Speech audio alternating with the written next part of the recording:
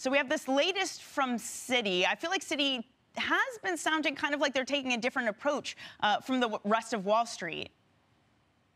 Danny, that's absolutely right. Jane Fraser is definitely the flexible working boss on Wall Street. She has definitely taken a different stance to her peers at Morgan Stanley, Goldman Sachs, JP Morgan. And, you know, those guys have talked about working from home as an aberration. They've talked about it as something that, you know, people who want to hustle want to be in the office. But Jane Fraser has taken a different approach.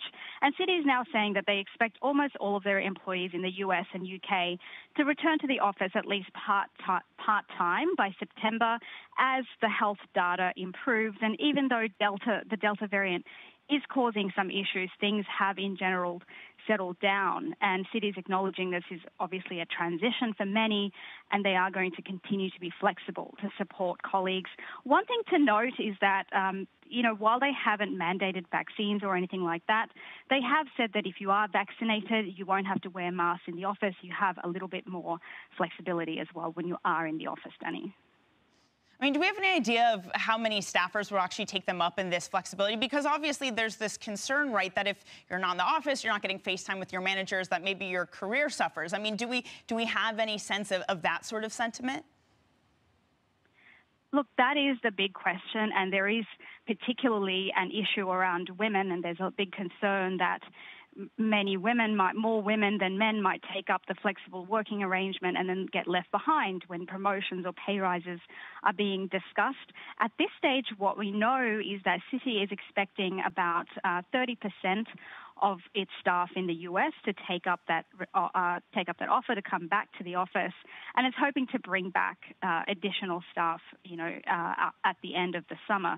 But I think Jane Fraser is somebody who has shown that she can be flexible on this, and I'm sure that as these issues arise, if they do, it is something that she will take care to address. Remember that she has set out a more kind of flexible approach, even with like Zoom-free Fridays, et cetera. So she has shown a willingness to listen to staff and to balance it out.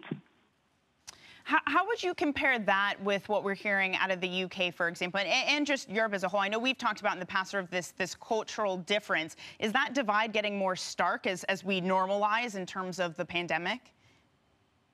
Danny, it certainly seems to, and really the European banks, the UK financial services firms are aligning more with Citi, or Citi's aligning more with them in that sense. And we've had, you know, as you say, this survey that shows that more than 80% of UK financial services firms are expecting to take a hybrid approach to work. And you've got among them, you know, Standard Chartered, UBS, Deutsche Bank. They've all come out and talked about a hybrid work. Credit Suisse has even gone for as far as to call it NWOW, the new ways of working. So you're seeing that divide come through, and the hope from those banks who are being more flexible is that that will help them attract and retain staff.